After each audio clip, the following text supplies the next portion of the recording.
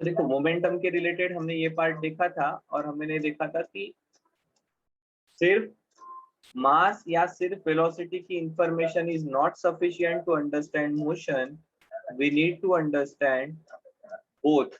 And इसलिए property आई थी पिक्चर में, न्यूटन ने इंट्रोड्यूस की थी momentum which is mass into velocity. Vector quantity है, डायरेक्शन वेलोसिटी की रहेगी, यूनिट रहेगा केजी मीटर पर सेकंड। और मोमेंटम को अगर डिफाइन करना है तो हम डिफाइन करते हैं, momentum is defined as product of mass and velocity in the direction of velocity।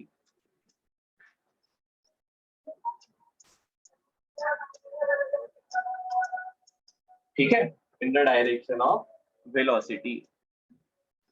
जाए आगे यहां से, फिर न्यूटन ने अपना सेकंड लॉ इंट्रोड्यूस किया।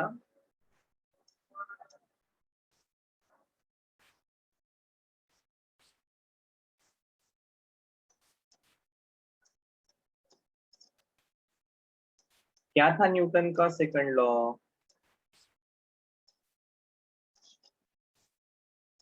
न्यूटन का सेकंड लॉ था the rate of change of momentum, proportional to the force। the rate of change of momentum is directly proportional to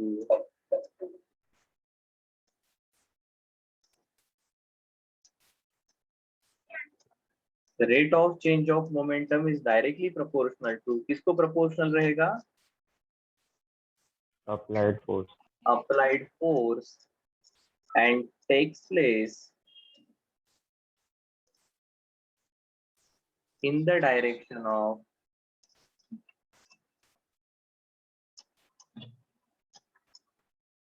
force। सही है, और इसे दिखा जाता है, अप्लाइड फोर्स को प्रोपोर्शनल रहता है मोमेंटम चेंज होने का rate, delta p by delta t is directly proportional to applied force. ठीक है, और फिर आप इसे थोड़ा मैथमेटिकली और एक्सटेंड करते हो। क्या करते हो? आप कहते हो F is proportional to change in momentum, final momentum minus initial momentum upon time taken, और यह आ जाएगा mv minus mu upon t। यह आ जाएगा F is proportional to m into v minus u upon t। F is proportional to m into a, और अब equal to का sign लाते हैं, कांस्टेंट ऑफ प्रोपोर्शनलिटी आ जाता है k into m a. k की वैल्यू एसआई यूनिट में 1 है, and then you will write force equal to mass into acceleration. तो जो रिलेशन हम हमेशा force equal to mass into acceleration करके यूज करते हैं, it is actually result of Newton second law of motion. क्या सही है? हाँ सर। पक्का? देखो इसको दूसरा समझ मतलब दूसरे टाइप से अगर समझना है तो हम ऐसा भी कह सकते हैं, force is equal to change in momentum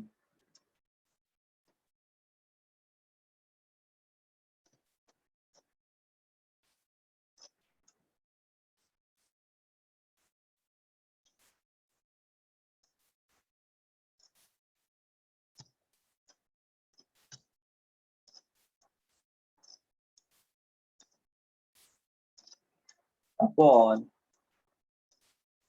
time taken.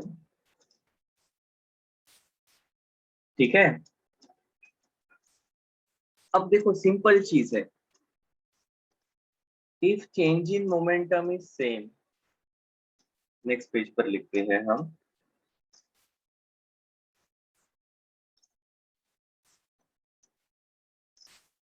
यहाँ पर सिर्फ इतना ही लिखते हैं,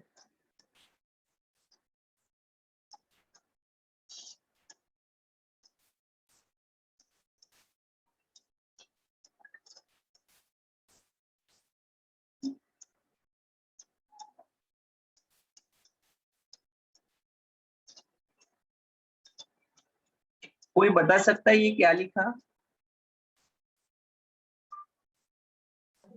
सर अगर टाइम सेम रहा तो मोमेंटम ऑफ फोर्स इंक्रीज होगा, अगर मोमेंटम सेम रहा तो टाइम डिक्रीज होगा और फोर्स नहीं, इंक्रीज होगा। थोड़ा थोड़ा धीरे धीरे। अगर टाइम सेम है एंड डेल्टा पी इंक्रीजेस, मतलब चेंज इन मोमेंटम बढ़ता है,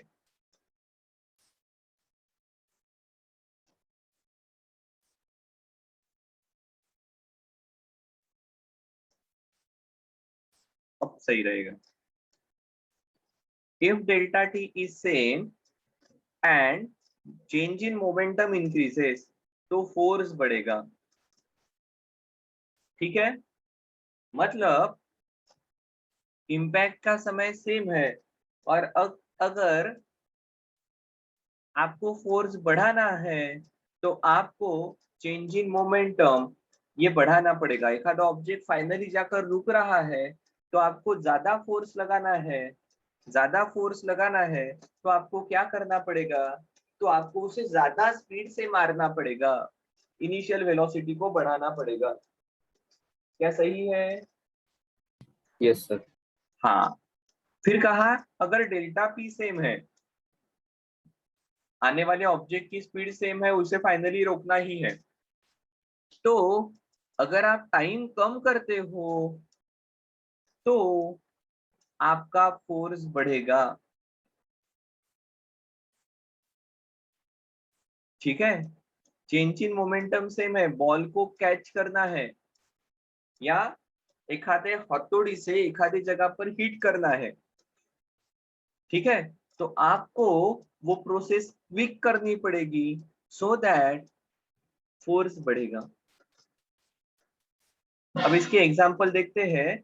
देखो पहले कैटेगरी, हाँ बोलो। सर पहिली सिच्युएशन एकदा पुन्हा सांगा ना, जेव्हा टाइम सेम असतो। दोनों चीजें बताता हूँ। देखो अगर आपको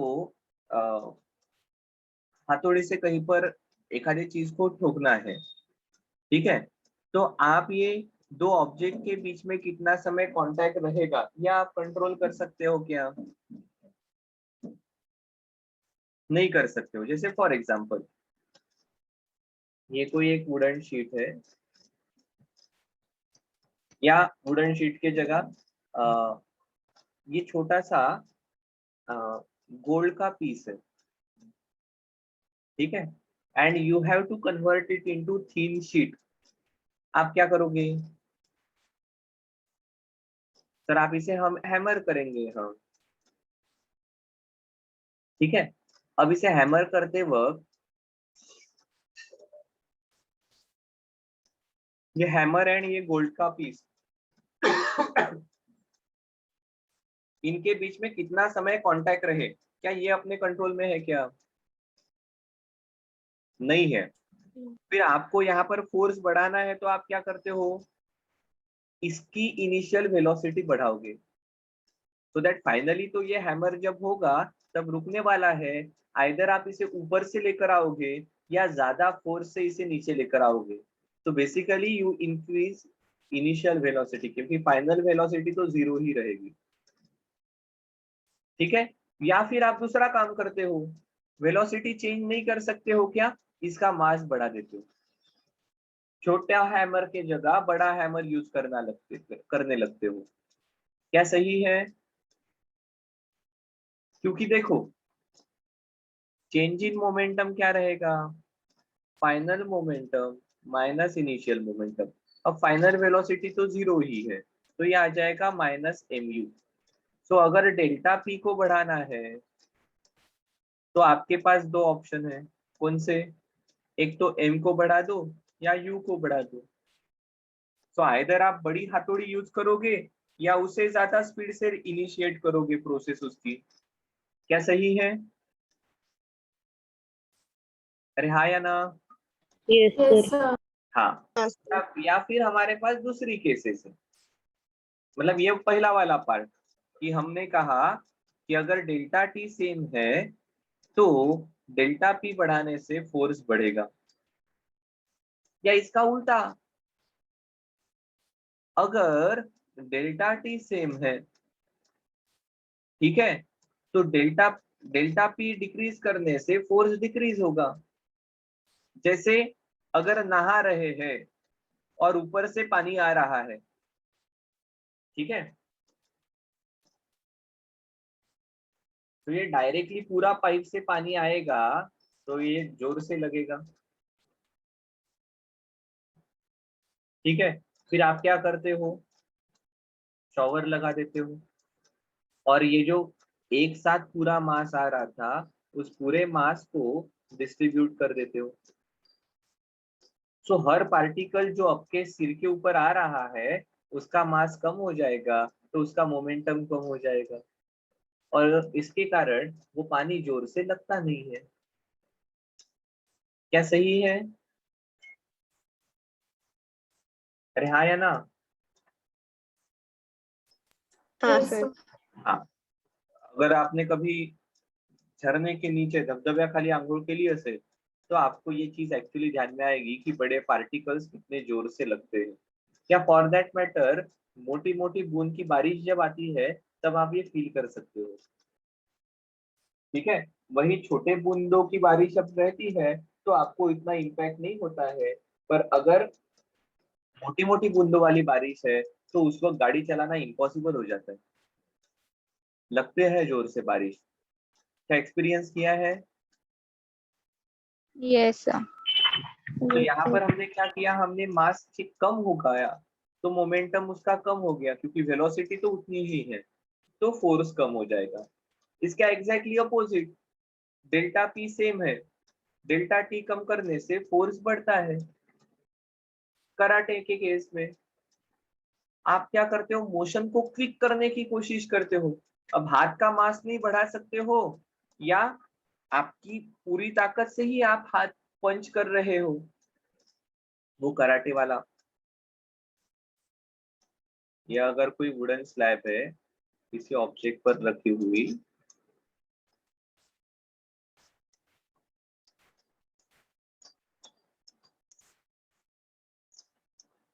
ठीक है, और आप यहाँ पर इम्पैक्ट अगर कर रहे हो, तो क्या है, जो कराटे प्लेयर है, ये सामने अपना कराटे प्लेयर है, ठीक है, या फिर आज बनाते हैं।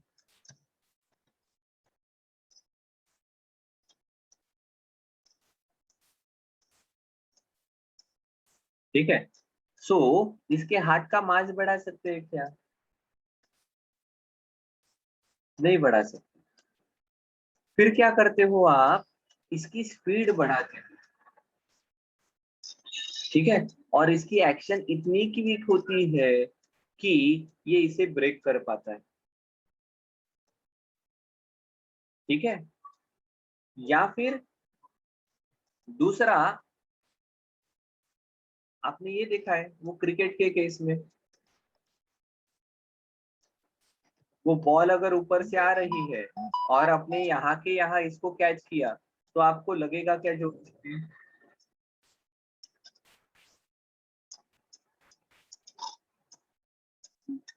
हाँ सर, यहाँ पर जोर से लगेगा और ये बॉल यहाँ से उड़ जाने के चांसेस भी ज्यादा रहते हैं, ठीक है। फिर क्या करते हो आप, जब हाथ नीचे लेकर आते हो तो आपको कम लगता है, बिकॉज जब आप हाथ नीचे लेकर आ रहे हो you are increasing delta t, delta t बढ़ा, जैसे यहाँ पर डेल्टा टी कम हुआ है तो फोर्स बढ़ा है, डेल्टा टी अगर बढ़ेगा तो फोर्स कम होगा। क्या सही है? इसलिए क्रिकेट का बॉल कैच करते वक्त वो प्लेयर्स हाथ नीचे लेकर आते हैं, आर्मी या कहीं पर भी फिजिकल ड्रिल में ऊपर से जंप करने के बाद अपन सामने रोल होते हैं, क्या ऐसी चीजें हमने की है, देखी है?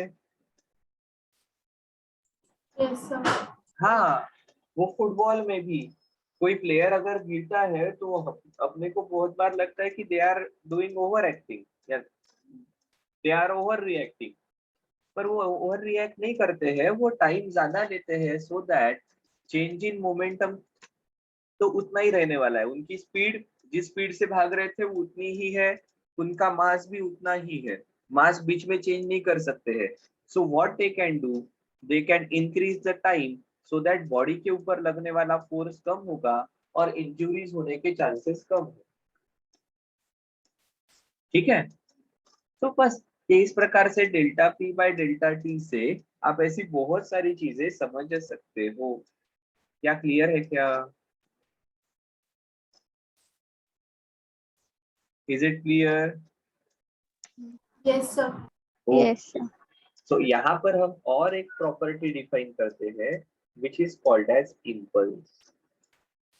What is impulse? When very large force, बहुत ज्यादा ज्यादा क्वांटिटी का फोर्स बहुत कम समय के लिए जब एक्ट होता है, ठीक है, when very large force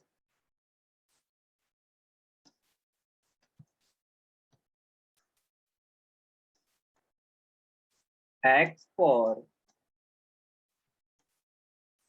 very small interval of time,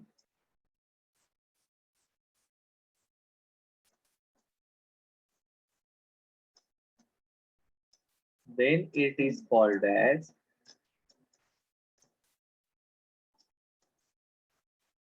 impulse। और impulse को हम कहते हैं impulse equal to very large force acting for very small duration of time, f into delta t।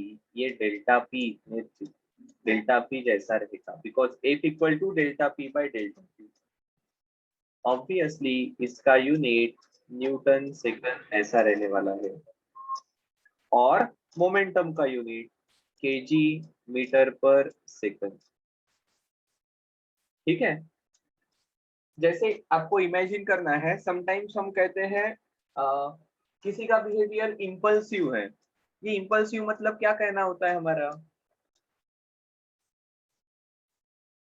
What do you mean by impulsive?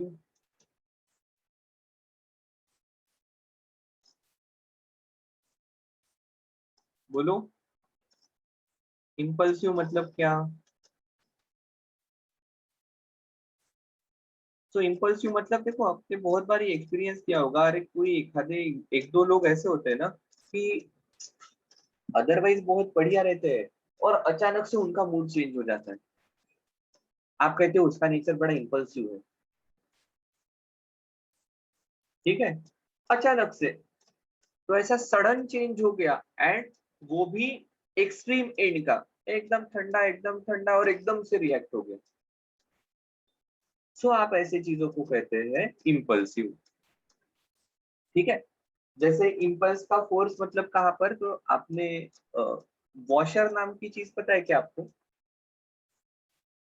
इस प्रकार से metallic whole वाली disc रहती है, नट बोल्ट फिट करने के लिए यूज करते हैं, देखा है आपने? नट बोल्ट के बीच में जनरली लगाते हैं। अब या अगर आपको बहुत ही बताना रहा तो पुराने समय का एक आना दो आना किसी ने देखा है क्या? वो छेद वाले पैसे रहते थे, या फिर वो भगवान के पास ना घी का तूप का दिया जलाते हैं, उसमें वो छेद वाला पैसा होता है, दैट इज वॉशर। आया क्या ध्यान में? Yes sir. हाँ हाँ, सर। डोनट जैसा बेसिकली शेप रहेगा। तो ये वॉशर बनाते कैसे है? तो यहाँ पर क्या रहता है, पंचिंग मशीन देखी है क्या? किसी ने पंचिंग मशीन देखी है? पक्का? Yes, Yes, sir. हाँ, वो पंचिंग मशीन वाली जो चीज है ना, क्या होता है वहां पर, आप जोर से दबाते हो उसे, तो ऐसे बड़े बड़े पंचेस जहां पर बहुत ज्यादा फोर्स अप्लाई होता है, जहां पर बहुत ज्यादा फोर्स अप्लाई होता है, उसको आप कहोगे इम्पल्सिव फोर्स। और ये बहुत ज्यादा फोर्स बहुत कम ड्यूरेशन के लिए एक्ट होगा। ठीक है, बहुत ज्यादा फोर्स बहुत कम ड्यूरेशन के लिए जब एक्ट होता है, तब हम उसे इम्पल्सिव फोर्स कहते हैं। क्या क्लियर है?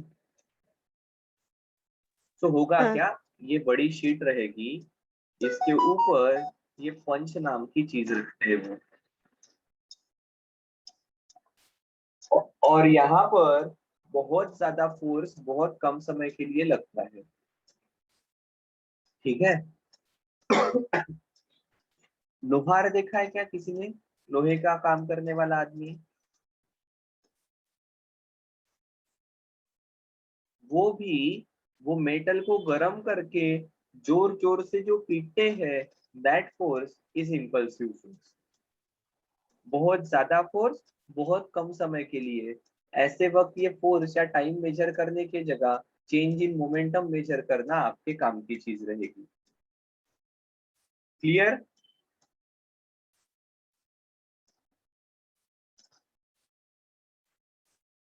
ठीक है।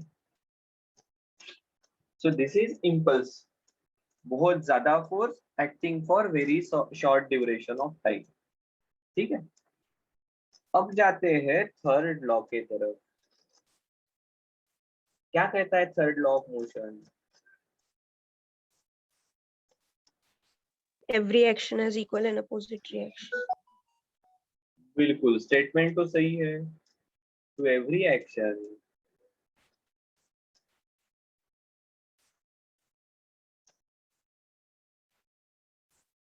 there is always equal and opposite reaction। ठीक है, सभी एक्शन के लिए इक्वल एंड अपोजिट रिएक्शन रहेगी, पर इससे हमें बहुत ज्यादा चीजें क्लियर नहीं होती है। हमें यहाँ पर कहना पड़ेगा फोर्सेस एग्जिस्ट इन पेयर। एक फोर्स को आप नाम देते हो एक्शन, और दूसरे फोर्स को नाम देते हो रिएक्शन। क्या सही है? हाँ sir. Never compare these action and reaction with verbs in English। Ball को फेंकना एंड बॉल ने वापस आना। ठीक है, when you are talking about action and reaction, do talk about some or other force। ठीक है, like punching द, क्या वो बॉक्सिंग की वो जो बैग होती है ना, क्या कहते हैं उस बैग को? पता है आप लोगों को? मुझे नहीं पता। punching bag, sir. Okay, punching bag। So punching the punching bag and ये एक्शन हो गई। रिएक्शन क्या रहेगी?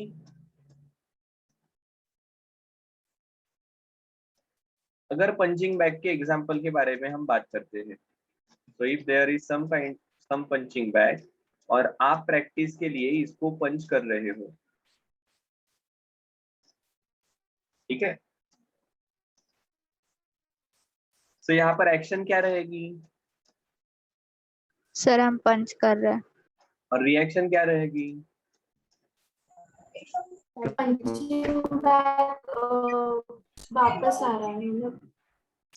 ऐसा बिल्कुल कहना नहीं। क्या कहा? Action and reaction are forces. Action and reaction are forces. अगर ऐसा है तो how can I say sir punching to the back? Is action, नहीं, हमें एक्शन करना है तो हमें फोर्स के बारे में बात करना पड़ेगा। Force exerted by hand of sir on punching bag will be action. Reaction क्या होगी? रिएक्शन होगी force exerted by punching bag on the hand of sir. हाँ सर, इसी कारण मारने के बाद हाथ को लगता है। दैट लगता है is because this punching bag exerts equal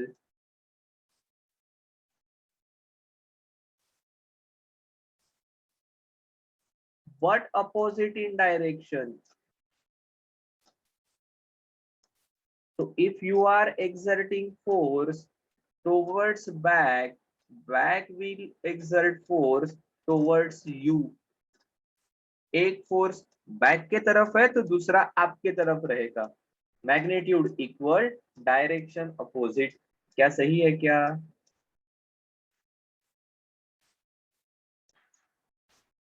और ये साइमल्टेनियसली होगा। And action reaction forces act on different bodies. So law किसी ने स्टेट करने के लिए कहा आपको, तो जरूर आप ऐसा कहोगे to every action there is equal and opposite reaction, bracket में कह देना which act simultaneously on different bodies।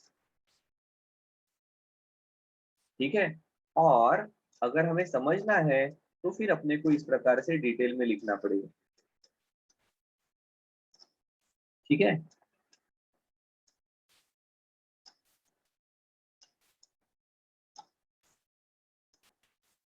कि यहाँ पर क्या हो रहा है, यहाँ पर this hand is exerting force on the bag and this bag is exerting equal in magnitude opposite in direction वाला force on the hand. These both forces will act simultaneously, and please keep in mind these forces are acting on different bodies. The force which is exerted by hand is acting on the punching bag, while the force which is exerted by punching bag is acting on the hand. So basically, one can say that force is result of interaction between two bodies. क्या आप ऐसी कोई condition बता सकते हो क्या when there is only one body and force वहां पर एग्जिस्ट करता है? कोई भी कंडीशन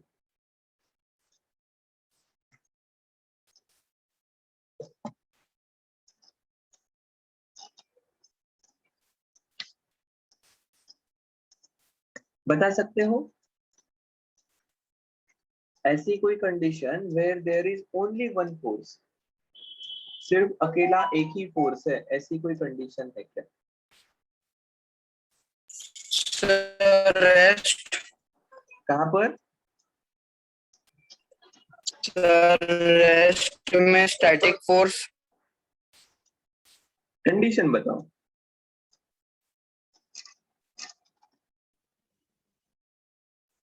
फ्री फॉल में। कहाँ पर? Sir vacuum. वैक्यूम फॉल में में। फोर्स कहाँ पर है वहां पर? Sir free fall. Free fall. Free fall, okay. Free fall किसके कारण होता है? Gravitational force. Gravitational force. Gravitational force के लिए दो बॉडीज रिस्पॉन्सिबल है या नहीं? नीचे अर्थ नहीं होगी तो फ्री फॉल नहीं होगा। तो by default there is one body earth and then this another body. तो यहाँ पर दो बॉडी है, एक का मास छोटा एम है, एक का मास कैपिटल एम है, और इसके कारण इसके ऊपर एक्सीलरेशन लग रहा है और इसका फॉल हो रहा है। तो अगर इस बॉडी की मोशन हो रही है, it is because gravitational force acting on it. देखो अगेन आई एम सेइंग, मुझे फोर्स बताओ कि जो अकेला है, ये ठीक है, कि आपको अगर लगा होगा कि सर एक ऑब्जेक्ट नीचे आ रहा है मतलब इसके ऊपर नीचे लगने वाला फोर्स है, तो प्लीज कीप इन माइंड जितना फोर्स इस छोटे ऑब्जेक्ट पर लगता है उतना ही फोर्स ये अर्थ पर ये छोटा ऑब्जेक्ट लगाता है। क्लास 9th में एंड 10th में आपने ये पार्ट पढ़ा है ग्रेविटेशन नाम के चैप्टर में। सिर्फ आपको पता है ये force equal to mass into acceleration, इसका मास 1 kg रहेगा, इसके कारण इसका एक्सीलरेशन फील होता है, इसका मास 6 into 10 to the power 24 kg है, इसके कारण इसका एक्सीलरेशन फील नहीं होता। याद आया क्या कुछ? सो इवन ये ग्रेविटेशनल फोर्स जो लग रहा है वो अकेले बॉडी पर नहीं लग रहा है, इक्वल एंड अपोजिट फोर्स अर्थ पर भी लग रहा है। देखो क्या हमारी कंडीशन सेटिस्फाई हो रही है? Force exist in pair, force on apple by earth, this is force on earth by apple, equal in magnitude, opposite in direction, direction opposite है, साइमल्टेनियसली एक्ट होते हैं, बिल्कुल दो डिफरेंट ऑब्जेक्ट पर एक्ट हो रहे हैं, एक एप्पल पर हो रहा है एक अर्थ पर हो रहा है। थर्ड लॉ बिल्कुल परफेक्टली यहाँ पर अप्लीकेबल है। तो आज मैं आपको असाइनमेंट देता हूँ, tomorrow you are giving me example of a force which is alone, अकेला फोर्स है। क्या सही है? कल आप मुझे अलोन फोर्स का एक एग्जाम्पल दोगे।